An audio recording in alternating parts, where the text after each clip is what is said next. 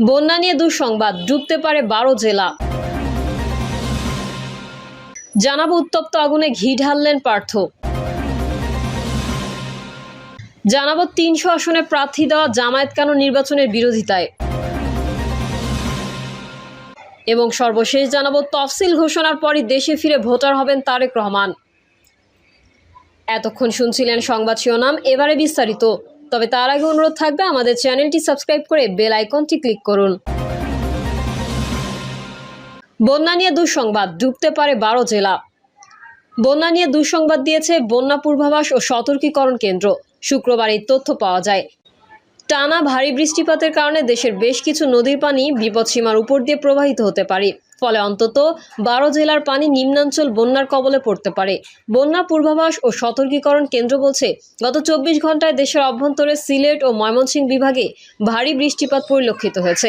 আগামী 72 ঘন্টা সিলেট ও রংপুর বিভাগে এবং উজানে মাঝারি ভারী থেকে ভারী বৃষ্টিপাতের সম্ভাবনা রয়েছে। রংপুর বিভাগের ধরলা নদীর পানি সমতলগত 24 ঘন্টায় বৃদ্ধি পেয়েছে। অপরদিকে তিস্তা ও দুধকুমার নদীসমূহের পানি সমতলগত 24 ঘন্টায় হ্রাস পেয়েছে। আগামী 48 ঘন্টা উক্ত নদীসমূহের পানি সমতল হ্রাস পেলেও তৃতীয় দিন পানি বৃদ্ধি পেতে পারে এবং সতর্ক সীমায় প্রবাহিত হতে পারে। এ সময়ে লালমনিরহাট, নীলফামারী, রংপুর, কুড়িগ্রাম জেলার উক্ত নদী সংলগ্ন নিম্নাঞ্চল সমূহ প্লাবিত হতে পারে। এছাড়া গত 24 ঘন্টায় পদ্মা নদীর পানি সমতল বৃদ্ধি পেয়েছে। তবে গঙ্গা নদীর পানি সমতল স্থিতিশীল আছে। গঙ্গা নদীর পানি সমতল আগামী 24 ঘন্টা স্থিতিশীল থাকতে পারে। পরবর্তী 4 দিন পানি সমতল হ্রাস পেতে পারে। পদ্মা নদীর পানি সমতল আগামী 2 দিন বৃদ্ধি পেতে পারে এবং সতর্ক সীমায় প্রবাহিত হতে পারে। এ সময়ে রাজবাড়ী, ফরিদপুর, পাবনা, মানিকগঞ্জ, শরীয়তপুর, মাদারীপুর, মুন্সিগঞ্জ ও ঢাকা জেলায় উক্ত নদী সংলগ্ন নিম্নাঞ্চল সমূহ সাময়িকভাবে প্লাবিত হতে পারে। উত্তপ্ত আগুনে ঘি ঢাললেন পার্থ। শুক্রবার মধ্যরাতে হঠাৎ দেশের আলোচিত রাজনীতিবিদ ব্যারিস্টার আন্দালিব রহমান পার্থের একটি ফেসবুক পোস্ট। সেখানে লেখা, এক সময় ভাত খুঁজত ক্যান্টিনে, এখন হাঁস খুঁজে ওয়েস্টিনে। তার এই পোস্টটি মুহূর্তে ভাইরাল সামাজিক মাধ্যমে। এমন এক সময়ে এসে এই পোস্টটি করলেন দেশের আলোচিত এই রাজনীতিবিদ, যখন অন্তর্বর্তী সরকারের উপদেষ্টা আসিফ মাহমুদ সজীব ভুঁইয়া প্রসঙ্গত একটি বিষয় তুলে ধরতে গিয়ে সম্প্রতি গণমাধ্যমের সামনে হাঁসের মাংস ও হোটেল ওয়েস্টিনের কথা তুলে ধরেছিলেন। গণমাধ্যমের সামনে উপদেষ্টা বলেছিলেন, মাঝে মধ্যে রাতে কাজ শেষ হতে ভোর হয়ে যায়। সে সময় খাওয়া দাওয়া দেওয়ার মতো বাসায় কেউ না থাকায় তিনি বেশিরভাগ সময় 4-5 জন মিলে 300 ফিটের নীলা মার্কেটে যান হাঁসের মাংস খেতে। আর বেশি ভোর হয়ে গেলে নীলা মার্কেট বন্ধ হয়ে যায়, তখন তিনি যান গুলশানের ওয়েস্টিন হোটেলে।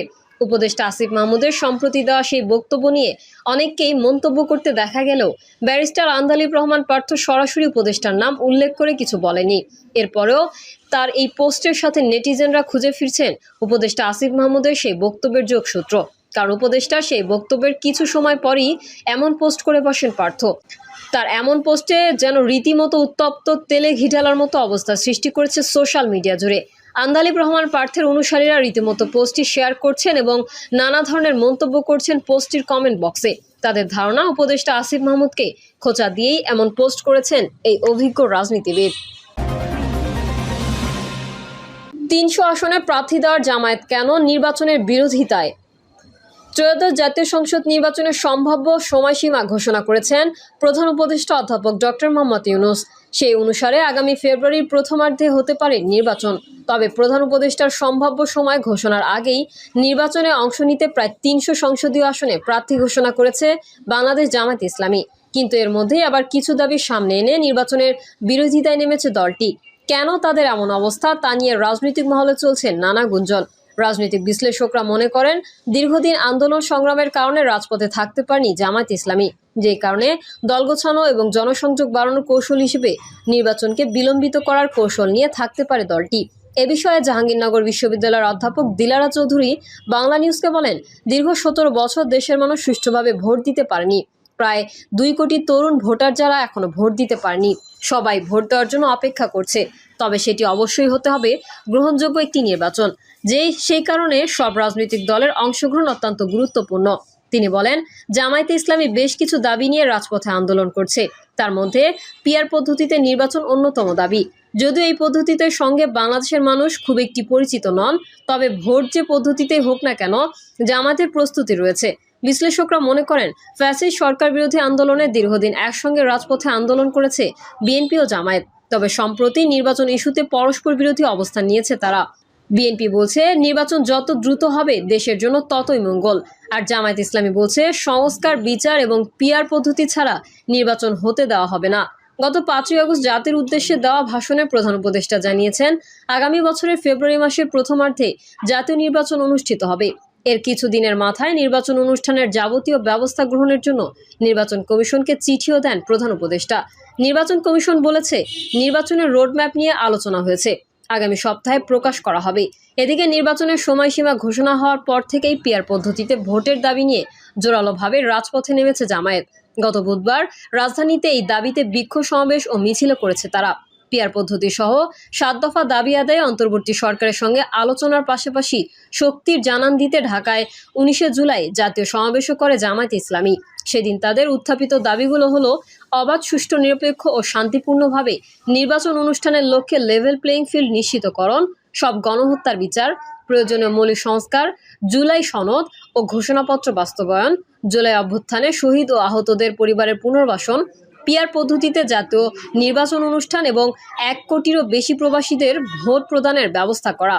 এদিকে নির্বাচনের জন্য প্রার্থিতা ঘোষণা, অপরদিকে নির্বাচনের বিরোধিতা করে রাজপথে কেন তারা আন্দোলন করছে, এই নিয়ে রাজনৈতিক মহলে নানা ধরনের আলোচনা সমালোচনা চাউর হয়েছে।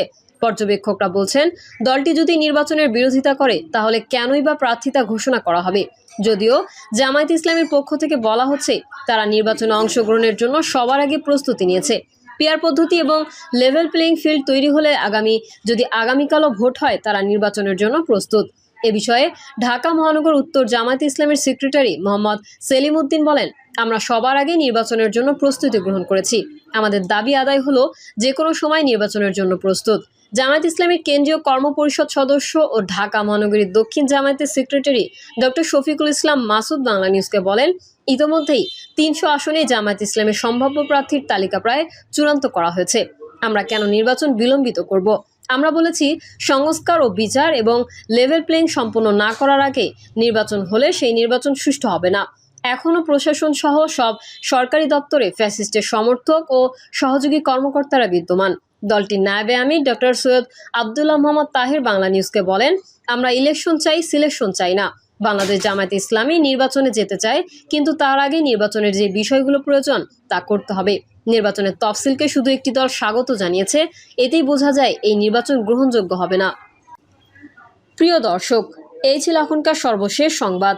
আপডেট সহ সংবাদ পেতে চ্যানেলটি সাবস্ক্রাইব করে বেল আইকনটি ক্লিক করুন। কমেন্টে আপনার মতামত জানিয়ে আমাদের সাথেই থাকুন। ধন্যবাদ সবাইকে। আল্লাহ হাফেজ।